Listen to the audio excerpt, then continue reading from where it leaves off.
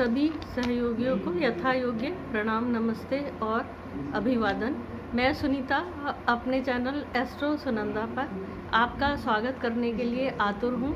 कुछ ज्योतिष की बातें उसकी दुनियादारी के साथ, क्योंकि ज्योतिष एक विज्ञान है और कला भी।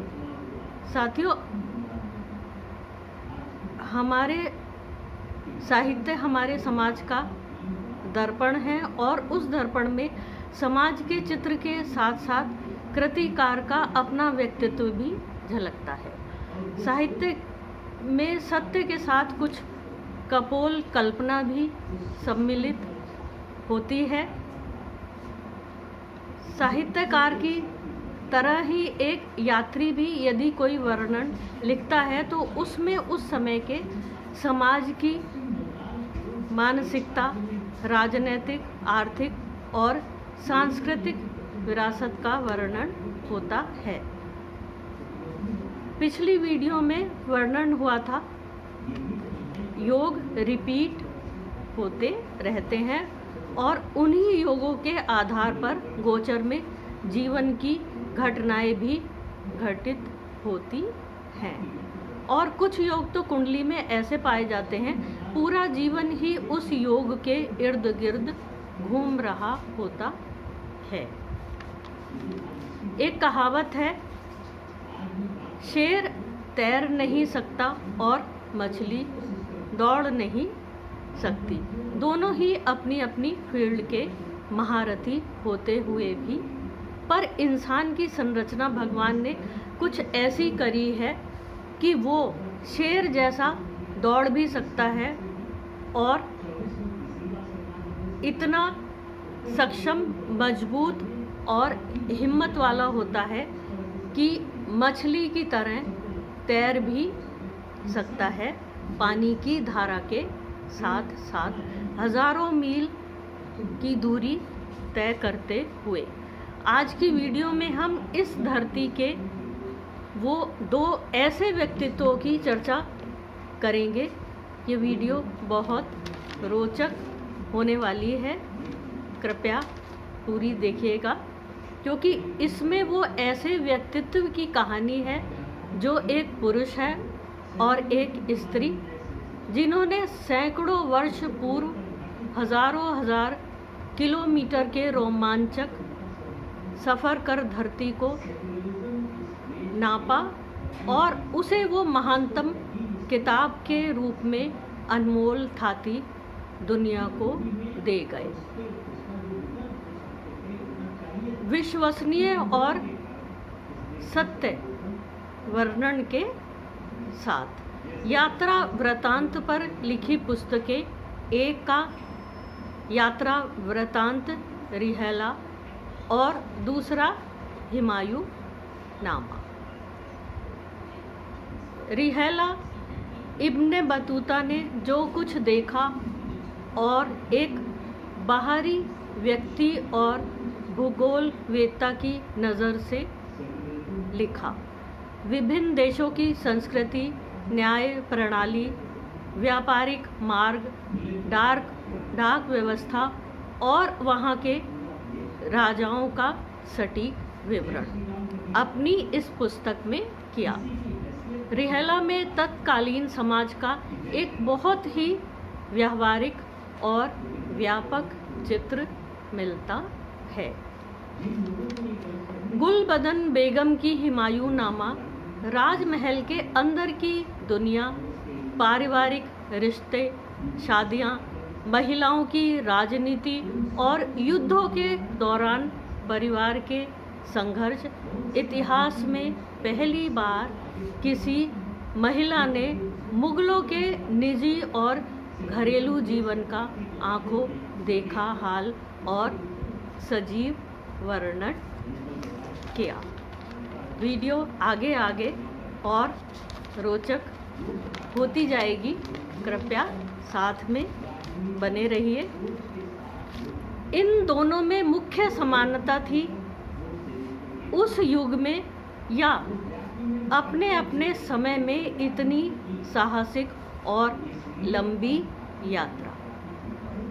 इब्ने बतूता 13वीं सदी में 7,500 मील की यात्रा 15वीं सदी में गुलबदन बेगम जब 53 वर्ष की थी, उन्होंने मुगल राजघरानों की 60 महिलाओं के एक दल के साथ हज यात्रा पर मक्का जाने का फैसला किया।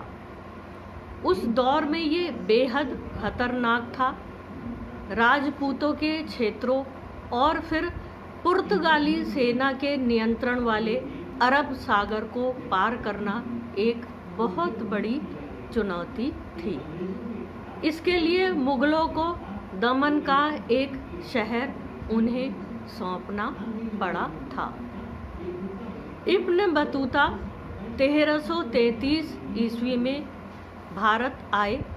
वे अपनी किताब रिहला में लिखते हैं, उसने पहली बार जब एक महिला को पूरी खुशी और ढोल नगाड़ों के साथ चिता पर बैठते देखा तो वो इस भयानक मंजर को बर्दाश्त नहीं कर पाया और घोड़े से गिरकर बेहोश हो गया। इब्न बतूता भारत की डाक प्रणाली देखकर हैरान थे। उन्होंने अपनी किताब में लिखा कि यहाँ 2 तरह की डाक सेवा है, घोड़ों द्वारा और दूसरी इंसानी धावकों के द्वारा। इंसानी डाक इतनी तेज़ थी कि सिंध से दिल्ली लगभग 50 दिन का रास्ता, वो खबरें सुल्तान तक सिर्फ 5 दिन में पहुंच जाया करती थीं। गुलबदन बेगम ने अपने समय की सामाजिक और पारिवारिक दीवारों को तोड़कर इतिहास रचा। सन 1575 यात्रा की शुरुआत की और 3.5 साल मक्का में रही। रास्ते की कठिनाइयों के कारण 7 साल बाद भारत लौट सकी। मुगल इतिहास में किसी भी महिला के द्वारा की गई ये सबसे लंबी और धार्मिक स्वतंत्र यात्रा थी। वो एक पढ़ी लिखी विदुषी महिला थी।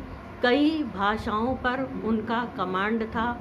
उनके भाई हुमायूं ने उनकी शिक्षा का बहुत बेहतरीन इंतज़ाम किया था उस सदी में।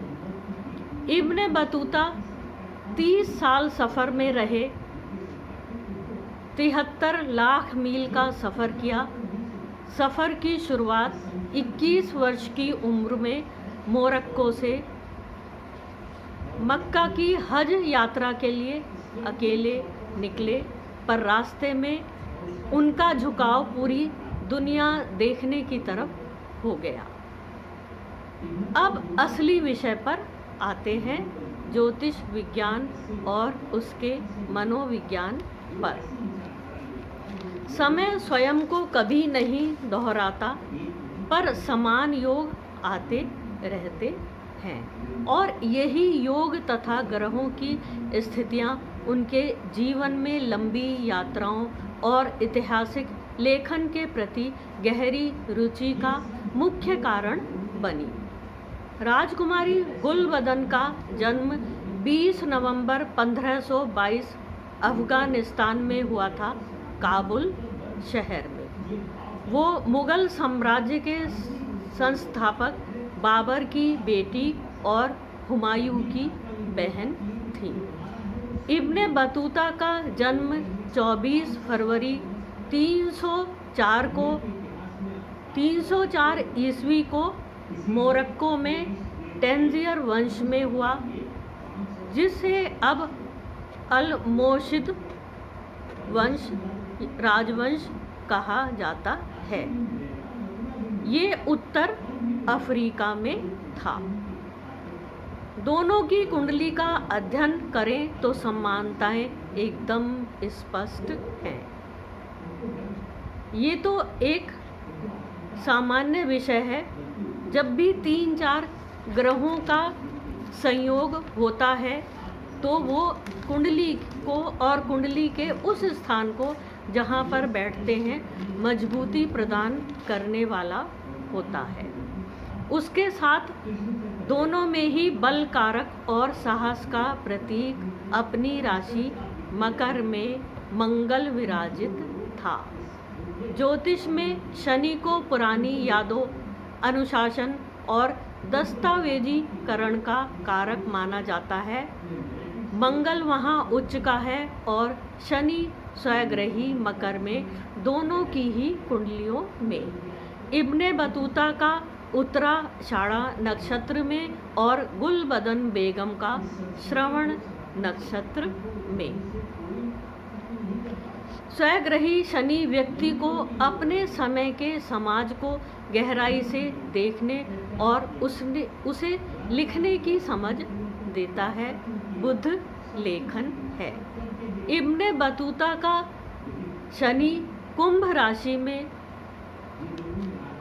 और वहीं पर सूर्य के साथ वही गुरु और शुक्र भी, अतः 6 ग्रह एक साथ जब कभी भी एक जगह पड़ते हैं तो एक रेयर कुंडली बनती है। गुलबदन की कुंडली में सूर्य, चंद्र, बुध एक साथ वृश्चिक राशि में, इस प्रभाव ने उन्हें एक सजीव कथावाचक और कहानीकार जैसा बना दिया। वो तैरते शेर जैसी थी अपने ही समुद्र में और इब्ने बतूता एक दौड़ती हुई मछली जैसे सक्षम। राजकुमारी गुलबदन बेगम का बृहस्पति मेष में था। उनके एक पुत्र था। उनके किस्से कहानियों में वो ही परिवार था जिसमें वो जन्मी और सदा जिसके साथ रही। अपने पुत्र का जिक्र उन्होंने उन कहानियों में बहुत ज़्यादा नहीं किया। इब्ने बतूता का शनि की ही राशि में सबसे बड़े ग्रह यानी शनि जितना ही विशाल, बहुत दूर दूर तक फैला हुआ उनका लेखन था। दोनों कुंडली की विस्तार से अलग से भी चर्चा की जा सकती है। ईश्वर की सत्ता हमें जीवन चलाने के लिए सब कुछ देती है। ऋतुएं, वनस्पति, हवा, धूप, पानी, पता नहीं हमें उसके उपयोग के लिए बनाया गया है या उन्हें हमारे उपयोग के लिए या जीवन को बढ़ाने के लिए ईश्वर की रचना है। दर्शन के लिए जो ईश्वरीय सत्ता के होने का सबसे बड़ा प्रमाण है। इब्ने बतूता पहन के जूता निकल पड़े तूफान में और 13वीं सदी में। राजकुमारी गुलबदन 15वीं सदी में, जिन्होंने हमें एक बाह्य इतिहास और भूगोल आईने में स्पष्ट दिखाया और एक ने पारिवारिक जीवन। ये किस्सा गोई न होती तो शायद हम इतना न समझ पाते। एक साथ इन दोनों ही चीज़ों को किश्तों में समझते और जो चीज़ें किश्तों में सामने आती हैं या दिखाई जाती हैं या लिखी जाती हैं, उनके साथ कुछ शेपक जुड़ते हैं और कभी कभी तो इस हद तक होता है कि वो आधा सच आधा झूठ होता है। उन दोनों ही बड़ी शख्सियतों के प्रति अपने नमन के साथ आज की वीडियो यहीं पर संपन्न करती हूँ। अगले विषय के साथ आपकी सेवा में फिर आऊँगी। चैनल को सब्सक्राइब करिए। धन्यवाद।